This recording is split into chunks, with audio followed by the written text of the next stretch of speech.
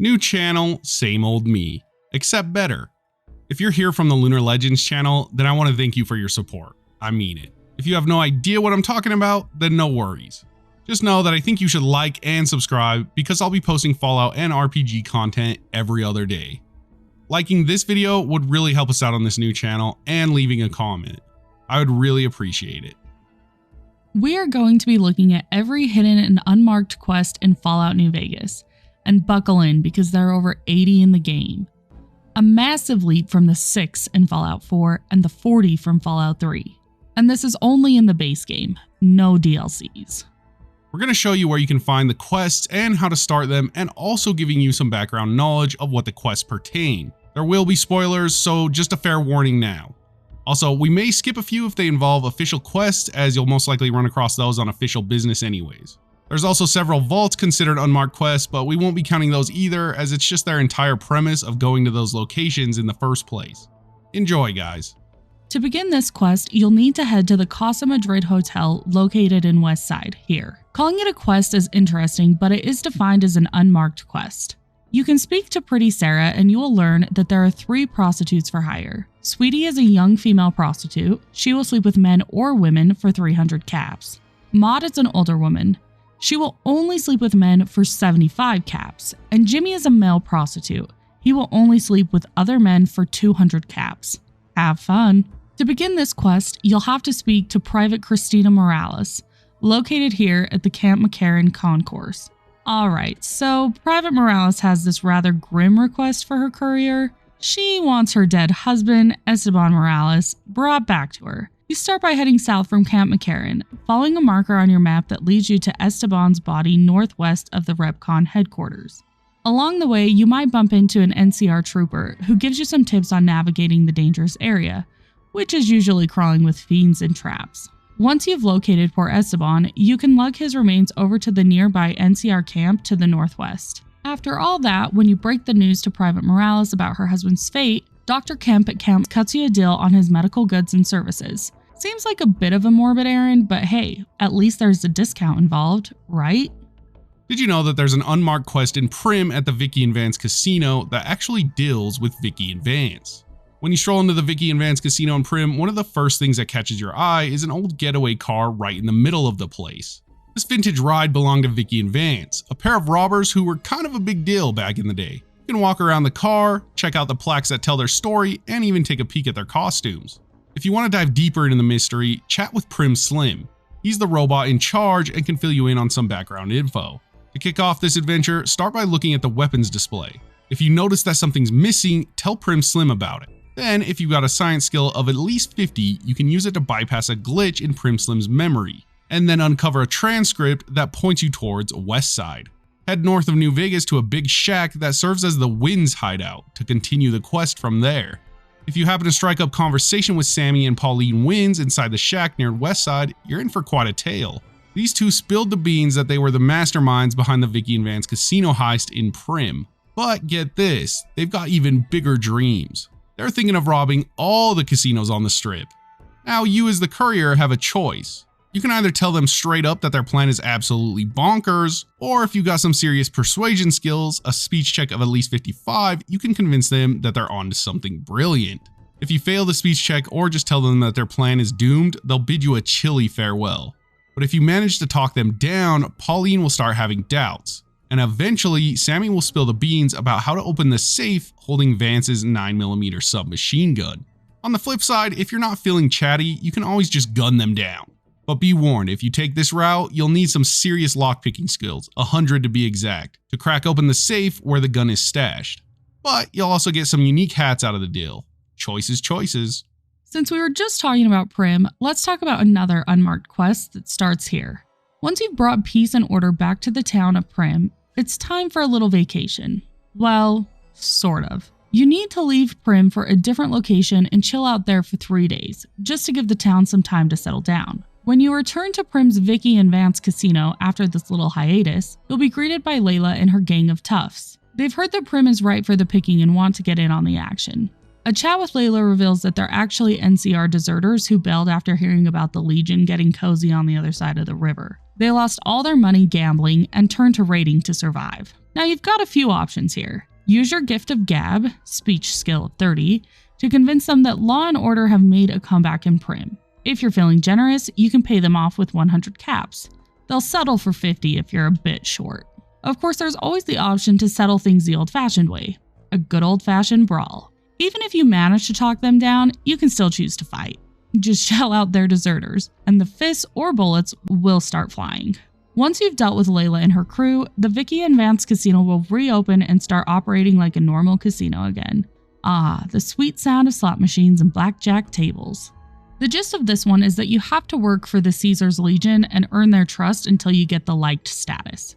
Once you've integrated yourself with Caesar's Legion by completing their assignments and earning their respect, you'll eventually reach the coveted status of liked. This achievement unlocks the key to a Legion safehouse, courtesy of Lucius, the leader of the Praetorian Guard. Inside the safehouse, you'll find a treasure trove of Legion faction armor and weapons, perfect for any aspiring Legionnaire.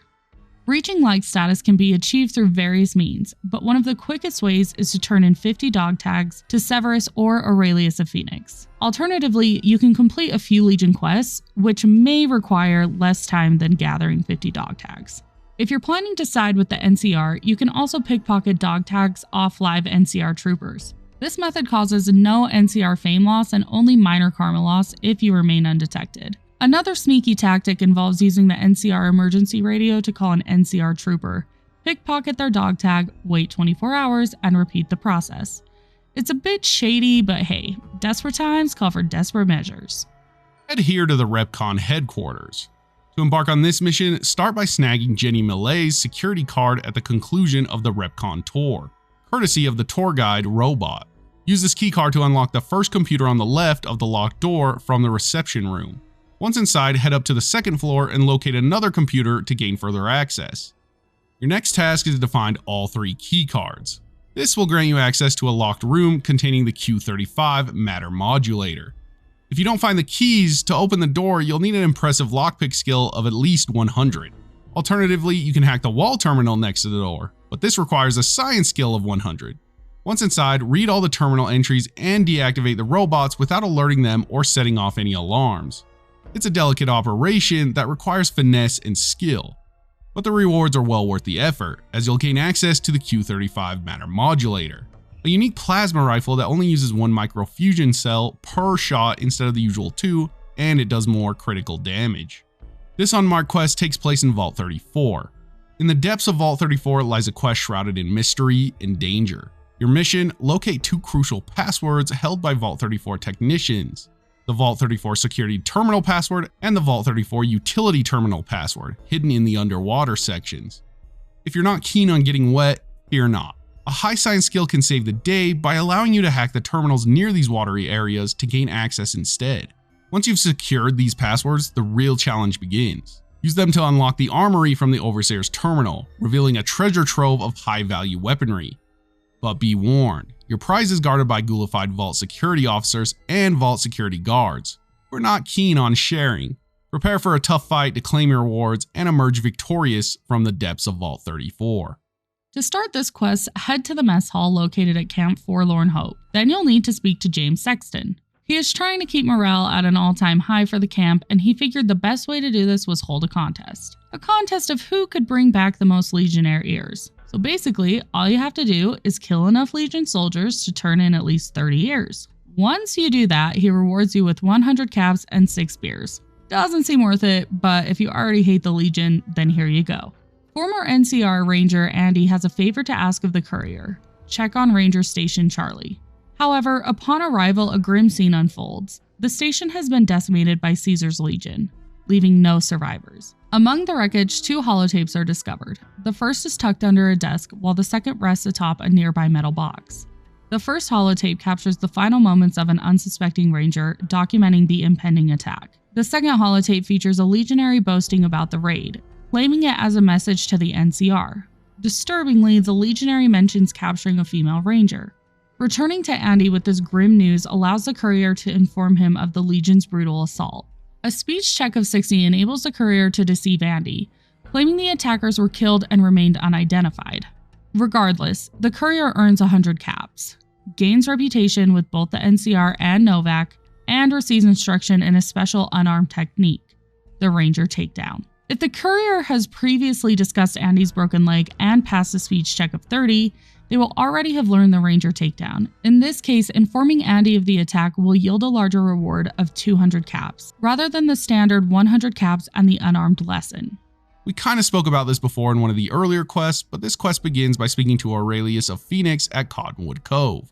After chatting with Aurelius, he offers you a lucrative deal, a bounty on all the lives of NCR soldiers. To seal the deal, he requires NCR dog tags as proof of your kills. If you've got a barter skill of 35, you can negotiate the reward, changing it from caps to ammunition and/or supplies. For details on the ammunition and supplies, you'll need to speak with Decana Severus. To collect NCR dog tags easily, head to areas with a high NCR presence like Camp McCarran, Camp Forlorn Hope, Camp Golf, Hoover Dam, and the Mojave Outpost. Once you've gathered enough dog tags, return to Aurelius to collect your reward in caps for each dog tag. If you've managed the barter check, Decana Severus may offer to trade NCR dog tags for certain items and varying amounts of Legion fame. It's a risky venture, but if you're willing to hunt down NCR soldiers, the rewards can be substantial. It also adds a flair to role-playing characters that love to get more involved with factions. When you head to Good Springs Source, located here, and you approach the water trough, you'll come across Barton Thorn, who seems lost and desperate. He'll plead for your help to save his girlfriend, supposedly trapped by geckos. Barton will give you clear directions, head toward the broken radio tower, then turn right and follow the incline. As you climb, you'll come to a fork in the path with a few items like a refrigerator, bed, footlocker, and some loot. But watch out for the 3 bear traps. This area is also a wild wasteland trigger area, so expect the unexpected. At the top of the incline, you'll find no sign of anyone. As you head back down, Barton will suddenly appear, apologizing and admitting he only needed someone to clear out the geckos so that he could reach the stash. At this point, he'll turn hostile and try to kill you. If you kill him, the quest ends. It's a classic case of being deceived in the wasteland. When you chat with Lindsay, a mini boomer at Nellis Air Force Base, she'll ask you to help find her missing teddy bear, Mr. Cuddles. Head to the hangar where Loyal and Jack work, and you'll spot a large pile of metal crates in the middle of the room facing northwest. Mr. Cuddles is nestled between 2 crates on the floor. Return the bear to Lindsay in either the children's barracks or schoolhouse and talk to her. Doing so will earn you fame with the boomers. Alternatively, if you've got a 60 speech skill, you can lie to Lindsay and tell her that Mr. Cuddles is no more. This heartless act will make her run away crying, resulting in infamy with the boomers and a hit to your karma. But how could you do that to her? This one is quick, but it'll take you a long time to pull off. Basically, the premise is that you have to win a certain amount of chips at each casino and be banned from them one by one.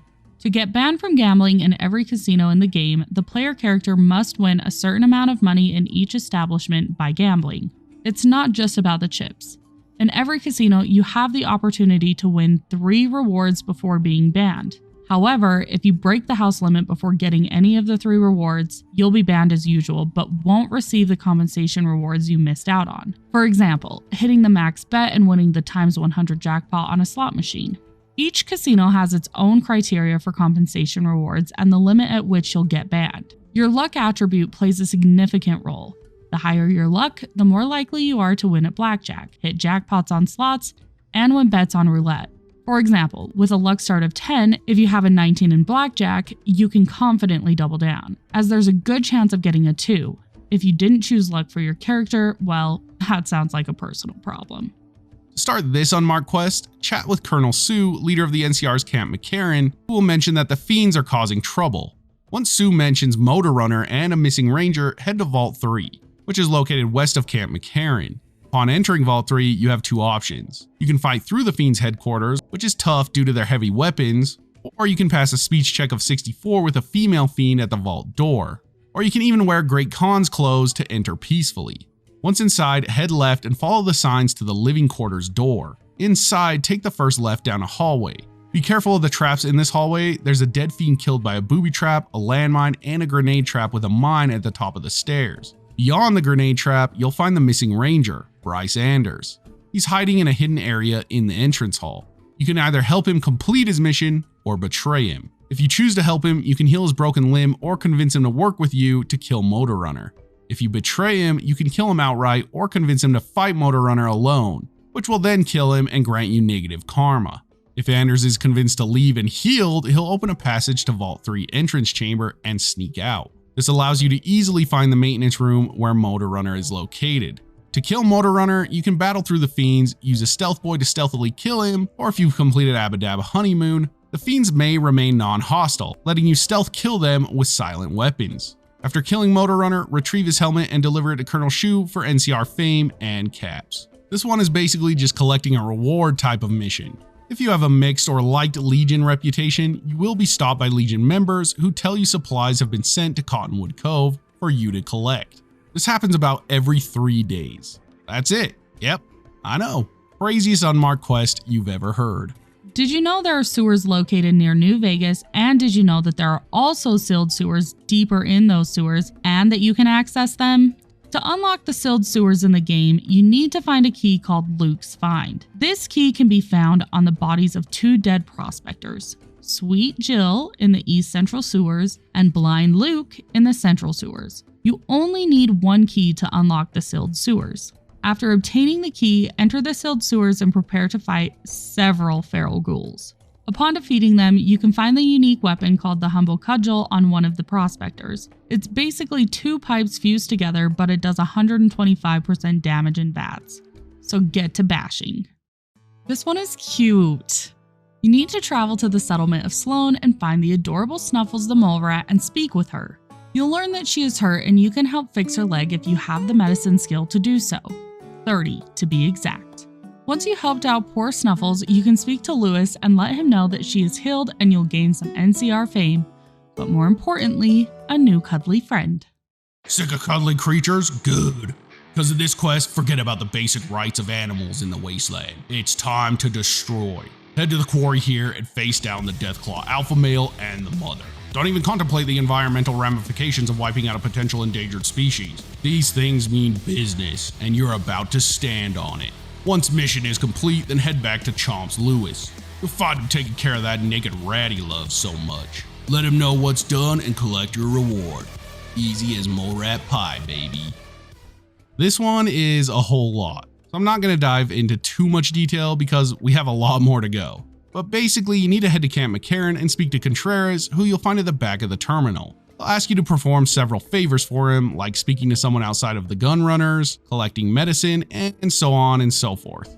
You'll learn that Contreras is actually doing shady things, and you can either help him out or out him. Like I said, there's a lot more to this quest, so you should definitely seek this one out if you didn't know about it. And I'm kind of glad I'm not spoiling this one for you.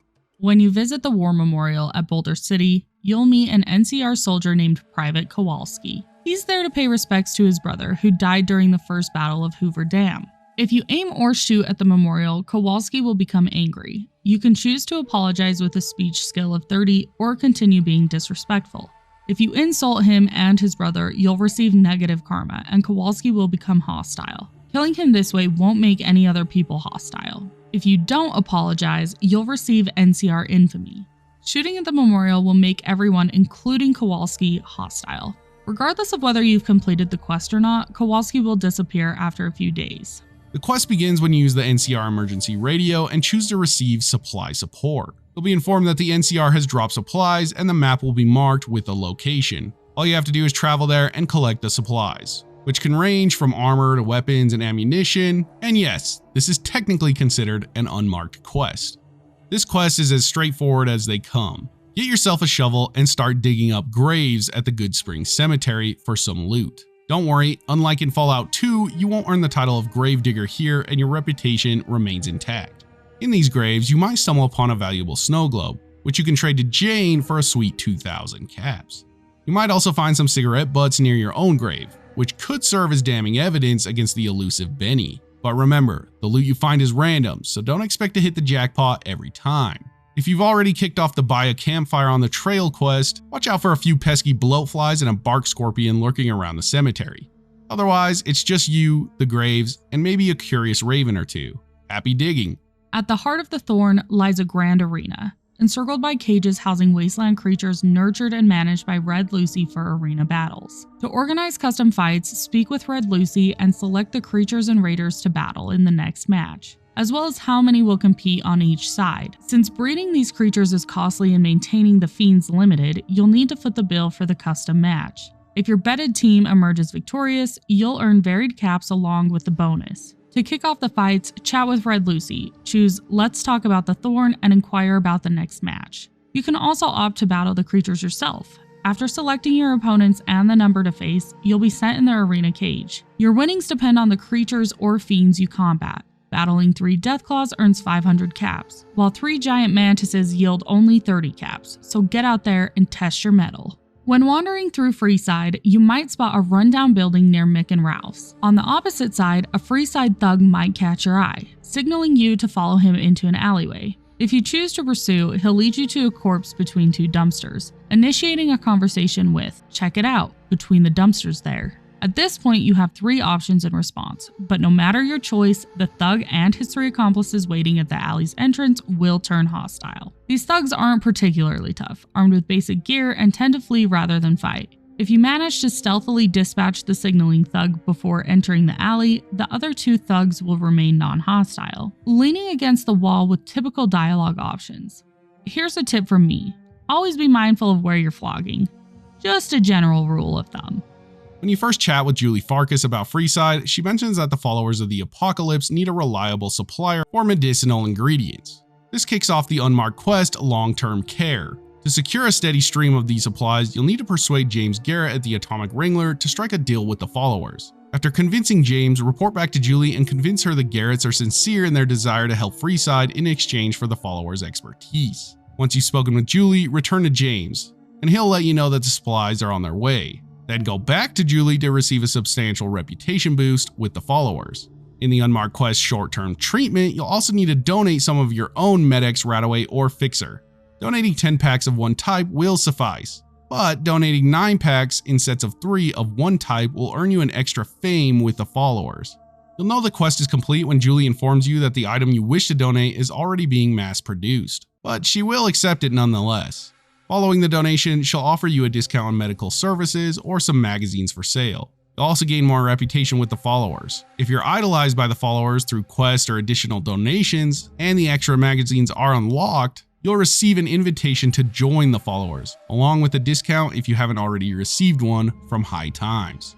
Ruby Nash, a kind elderly woman located in Primm, offers a unique quest involving her signature dish, a rad scorpion venom casserole. If you express interest in her cooking, she'll inquire about the number of rad scorpion poison glands you have. If you don't have any, she'll ask you to return once you've gathered some. When you have the rad scorpion poison glands in your inventory, Ruby will trade them for casseroles. The number of casseroles she offers depends on how many glands you have. Interestingly, her trading dialogue only allows you to back out or give her a bunch. If you have 5 or fewer glands, she'll exchange them at a rate of 1 gland for 1 casserole, 3 glands for 3 casseroles, or 5 glands for 5 casseroles. Oddly, she'll still accept 5 glands even if you only have 4, but for some reason she won't accept exactly 2 glands. You can resolve this by just dropping 1 gland before you even start the trade. As you step into Camp Guardian, a crackling radio broadcast alerts you to Halford's plight. The mountain path is crawling with 3 to 4 pesky rad scorpions, and near the camp, you'll encounter a pack of giant rats. Search around Halford's tent to find a crucial journal scrap pointing to a hidden cave. Inside, a crate holds valuable C4 explosives and a trusted 9mm pistol. Thankfully, no lake lurks lurk along the way to Halford. Upon finding him in the caves, you notice a troubling blood puddle near his leg. If you're handy with the doctor's bag or have a medicine skill of 50, you can mend his injury. Grateful for the help, Halford rewards you with a pristine rifle, a note containing schematics for the dog tag fist, and urges you to deliver the note to his superiors. The Brotherhood of Still stumbled upon a troublesome holotape in their quest for tech, which infected their database terminals with a nasty virus. An annoyed scribe Ibsen asked the courier to swiftly partition the virus from 3 terminals within a tight 60-second window. To cleanse the terminals, the courier must locate the virus on each terminal and choose the option to isolate it. If the screen displays a jumble of letters and numbers, move on to the next terminal. However, if a mocking message appears, select the option to isolate the virus. The infected terminals are usually clustered together, making them easier to spot. Failure to clean all terminals in time requires the courier to seek Ibsen for a new countdown. A savvy courier with a science skill of 70 can suggest partitioning the virus when it jumps to a terminal, granting read-only access and permanently isolating the virus there, reducing the number of terminals to clean. For those skilled in repair, at least 60, fixing the circuit breaker on the western wall of the room allows for the option to power down all 4 terminals, making the hunt for infected ones more manageable. Interacting with the breaker can be tricky, so save beforehand to avoid complications. Remember, saving immediately after Ibsen warns of the virus's jump and after isolating it allows for consistent terminal locations upon reload, making the cleansing process smoother. When you step into the Repconn headquarters, the cheerful tour guide will welcome you and offer you a tour of the facility. It's best to accept his offer and listen to his stories about each exhibit, including reading the plaques, until you reach the solar system room. Once the tour is over, head to the souvenir shop and storeroom, collect all the souvenir rockets you can find. By the end of your visit, you'll be a certified rocketeer. 3 caravaneers, Rick Lancer, Rachel, and Dennis, have found themselves in a tight spot, locked up by the fiends in Vault 3's living quarters. Rick's the one with the plan, but it's a grim one. Nobody's coming to pay a ransom, so their fate is pretty sealed unless someone lends a hand. He'll then point out to you Daniel, a fiend with the key, lurking in the sleeping area nearby. Adding to the intrigue, Rick mentions their late friend Carter knew the Overseer's computer password, hinting at hidden treasures. The courier can either play tough and force Rick to spill the password or agree to a jailbreak deal for the info. To spring the caravaneers, the courier can either pick the cell lock or confront Daniel for the key. Once freed, Rick reveals the password and the trio makes a run for it, leaving the courier with a pat on the back. Well, figuratively. 100 XP richer and access to some sweet underwater loot stashes. It's a risky venture, but the rewards are worth the gamble. Plus, who doesn't love a jailbreak story? The Boomer Jack can be found at the Nellis Hangars. He will give you the old classic Fallout quest of collecting scrap and bringing it to him. He won't reward you with caps though, just favor from the boomers. Sounds great, right? Captain Parker at Aerotech Office Park is in need of some detective work, and he's looking to the courier for help. Suspecting Keith of underhand dealings, he asks them to snoop around Keith's gambling and drug activities. The task? Find Keith's deck of marked cards tucked away in a desk in Suite 200. If the courier's up for some smooth talking, they can chat with Keith directly. A barter check of 45 lets them buy some jet, while a speech check of 60 reveals Keith's system for winning at Caravan. It's not crucial to the quest, but it adds some flavor to the investigation. Once the evidence is gathered and presented to Captain Parker, he rewards the courier with 150 caps. But there's a twist. Parker offers the chance to assist in Keith's arrest for an extra reward. Confronted by Parker, Keith's insults push the captain over the edge, resulting in a grim end for Keith. Talking to Parker post-incident earns an additional 100 caps, but it's a reminder that sometimes justice comes at a cost. Head to the fort. Once at the fort, the courier can chat with Otho at the arena gate. Men are given the option to prove their mettle in combat, but women are just bluntly turned away, reminded of their place in the Legion's eyes. For those who take up the challenge, the rules are simple. Only a machete and gladiator armor are allowed. All other gear must be set aside. The arena boasts 3 rounds of escalating difficulty. The first pits the player against 2 slaves armed with machetes. In the second round, they face Sergeant Andrews, a captured NCR soldier also wielding a machete. The final challenge is Stella, a captured ranger who relies solely on her fists but is no less dangerous. After triumphing over all opponents, Otho acknowledges the player's skill, noting that nothing seems to pose a challenge. The combat concludes and the player's reputation with the Legion receives a favorable boost.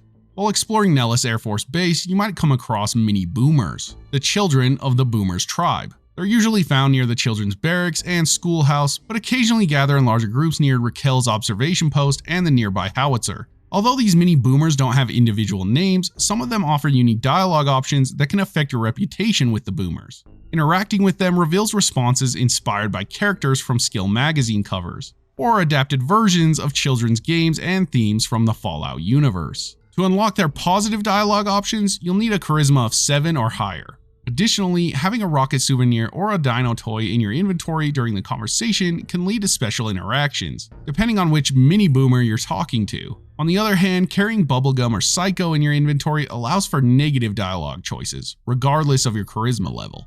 Once you've chosen a speech option with a mini boomer, they won't offer any more interactive dialogue for the rest of the game. However, you can always talk to them again later if you back out of the conversation without choosing a special option. On the North Vegas Square, you'll find a man named Jules. When you first engage Jules in conversation, he's cautious about talking to someone like you. However, if you pass a 50-gun skill check, you can complement his revolver skills, which pleases him and sparks his interest in getting to know you better. If you further impress him with a skill check of 60 survival, you can use the dialogue option, "I'm one with the land."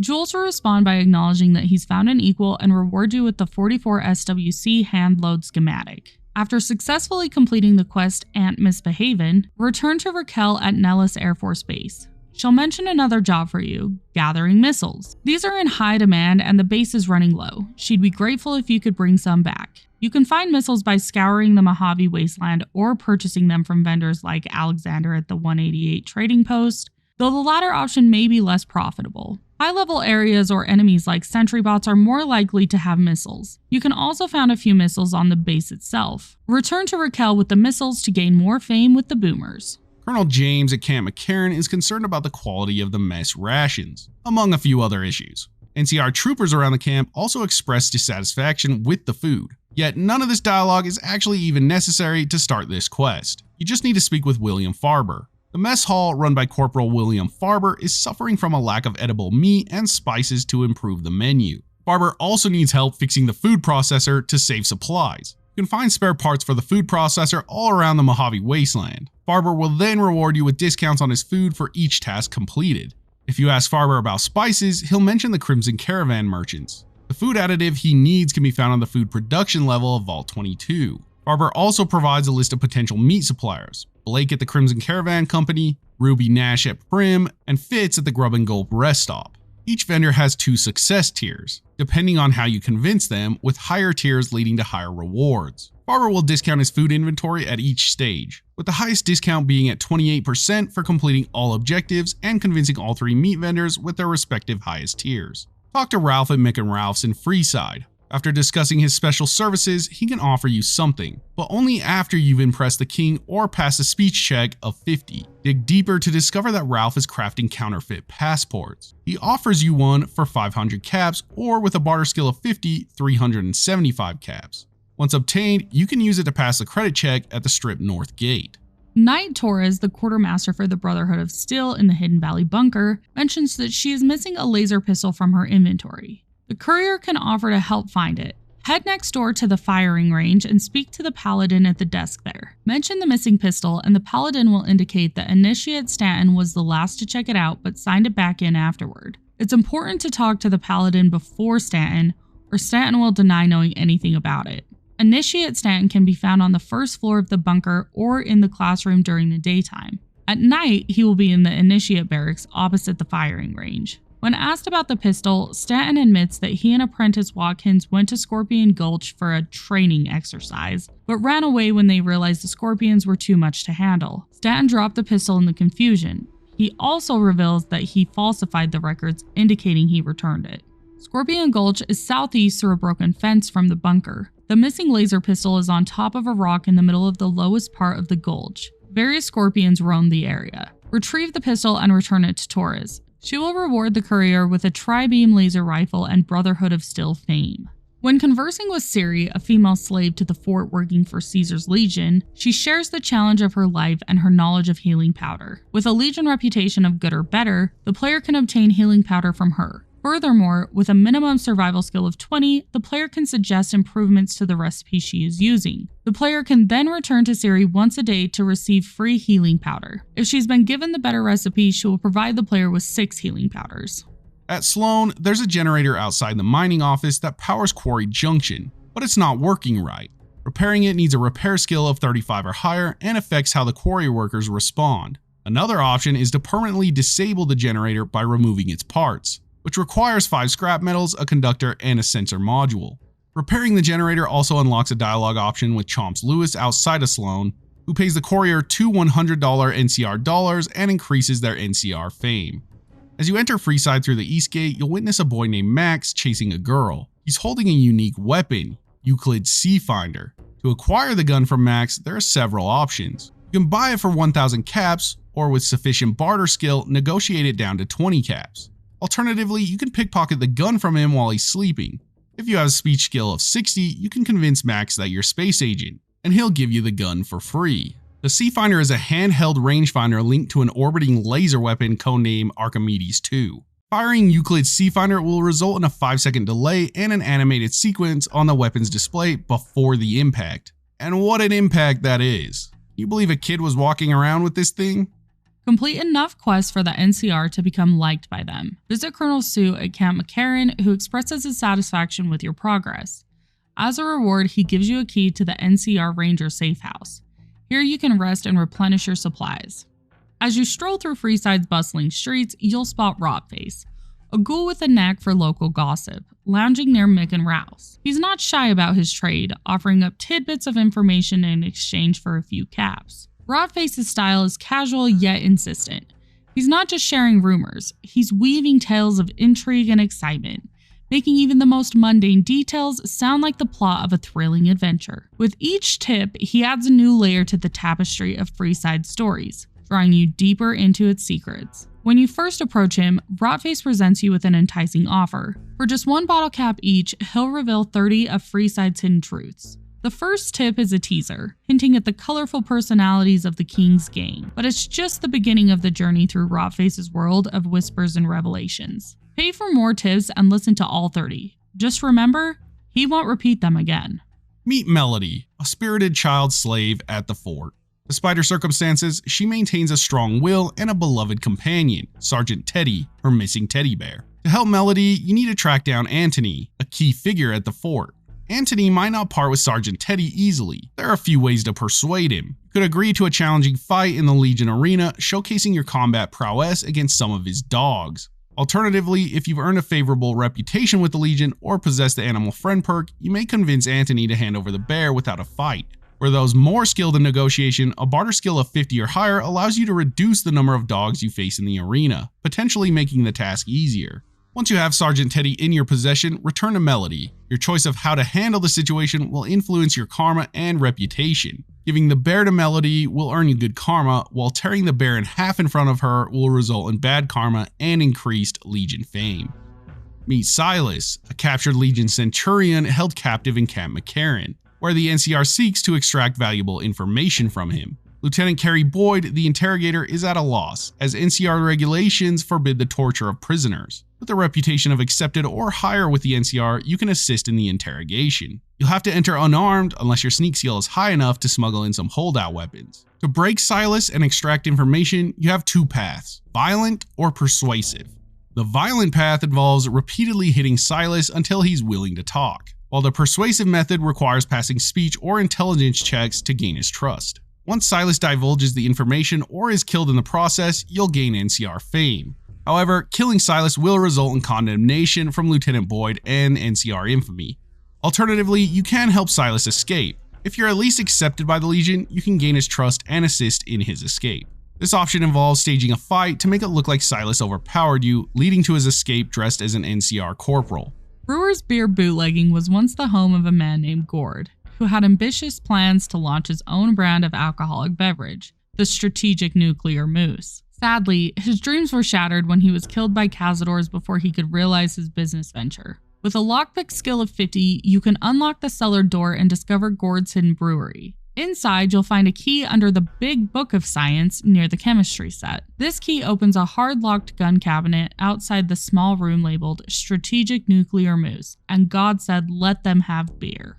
Meet Sarah at Vault 21 on the Strip. She'll actually give you 2 unmarked quests, Tourist Traipse, which is her giving you a tour, and the one we are talking about. I figured we would add them together.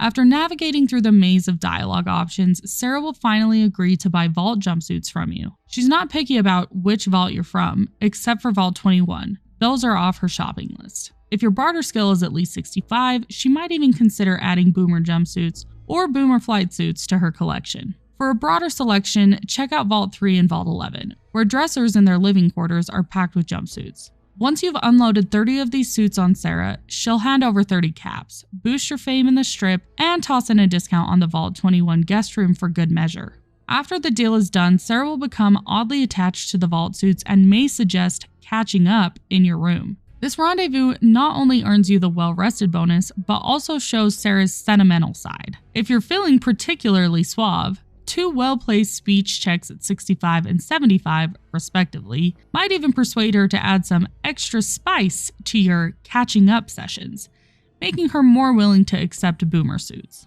In the quiet town of Novak, rumors swirl among the locals about mysterious attacks plaguing a nearby Brahmin ranch. While chatting with folks like Jeannie Mae Crawford and Nobark Noonan can provide additional insight, the real start to this puzzling tale begins with a conversation with the ranch owner himself, Dusty McBride. Located west of the Dino D Light Motel, Dusty can be found in the McBride house, ready to share his concerns. He'll ask you to wait near the Brahmin pen at midnight to catch the attacker.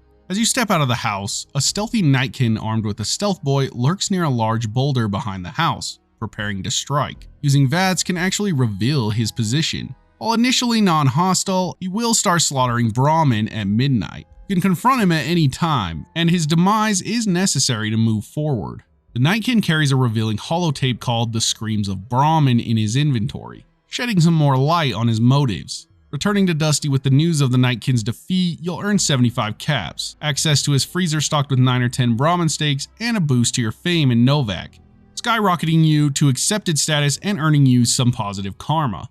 Just outside the west exit of Nipton, a dramatic scene unfolds as 2 figures, Thomas and Jacqueline, engage in a fierce shootout. The skirmish continues until one of them lies dead. While the courier can't intervene during the fight, Jacqueline will call out for some help once the dust settles. Should Thomas survive, he'll reveal that Jacqueline, his recent traveling companion, suddenly turned on him, demanding his caps and coveted Sunset Sarsaparilla Star bottle cap necklace. If Jacqueline emerges victorious, she'll describe Thomas as deranged, claiming he was obsessed with her star caps. Regardless, once the dust settles, the surviving party will approach the courier. If it's Thomas, a speech challenge of 50 can convince him to hand over his prized necklace peacefully. Otherwise, demanding it will turn him hostile. Jacqueline, on the other hand, will turn hostile if she realizes that the courier has star caps, or if she feels threatened after a brief friendly interaction. Regardless of who survives, the courier can pickpocket the star caps or kill them outright. Thomas carries 7 star caps, while Jacqueline will either have 2 or 9 depending on whether she looted Thomas's body.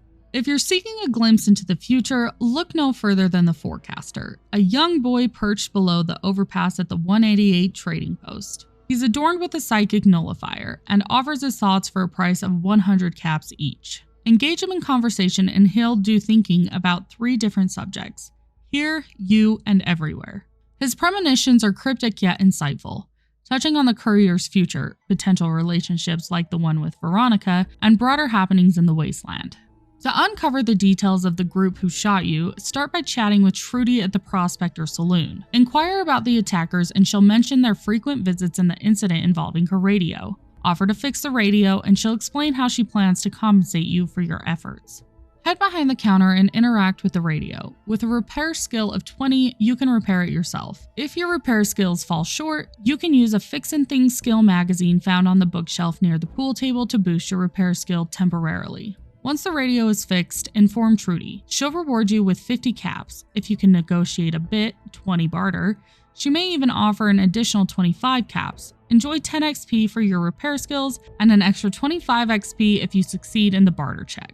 When you first arrive at Mr. House's penthouse in the Lucky 38, you'll be greeted by Jane, the unique female-faced Securitron. If you wish to present her with snow globes for Mr. House's collection, you'll need to exhaust the dialogue option, "What's with the snow globe collection?" and then inform her, "I have some snow globes for Mr. House's collection." Keep in mind that if you choose to kill or disable Mr. House, Jane will disappear. For each snow globe you bring, Jane will reward you with 2,000 caps. Once you sell them, each snow globe will be proudly displayed on a stand in the presidential suite. When you approach the cattle pen at Brooks Tumbleweed Ranch, a nightkin will uncloak itself and offer to sell you Wind-Brahmin. Initially, if you agreed to buy one without asking the price, the nightkin would give you a stealth boy for free. However, that was patched. The nightkin will now instead take all of your caps if you agree to buy a Wind-Brahmin without the asking price. If you choose not to purchase the Wind-Brahmin, the nightkin will become hostile. I wonder what Wind-Brahmin smells like. Venture on over to Sloan and strike up a chat with Jazz Wilkins. If you're lucky, she might just ask you to fetch her a deathclaw egg. Now, you could traipse all the way to Quarry Junction, but why bother with all that risk when you can snag one from the deathclaws at the Gypsum Train Yard? Sure, there's no shortage of danger there, but at least you won't be facing down the mother of all deathclaw nests. Alternatively, if you're feeling bold, Deadwind Cavern might have what you need. Just watch your step. Those deathclaws don't take kindly to egg hunters. That's all we have for you guys, so what do you think? Did we miss one you know about? Is there some you've never heard of? Leave it in the comments below.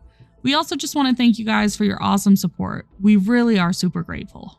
Yes, thank you guys. Please subscribe to this new channel. There's going to be loads of more content exactly like this, and it's going to be happening all the time. I promise you, we won't let you down. Also, if you liked the video, I'd super appreciate it. Make sure to follow me on Twitter with the link in the description. Have a great week, guys. I'll see you in the next.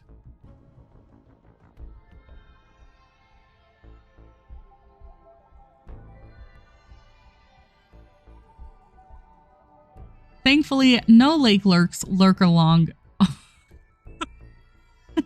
You're such a fuck for making me say this one. Ooh.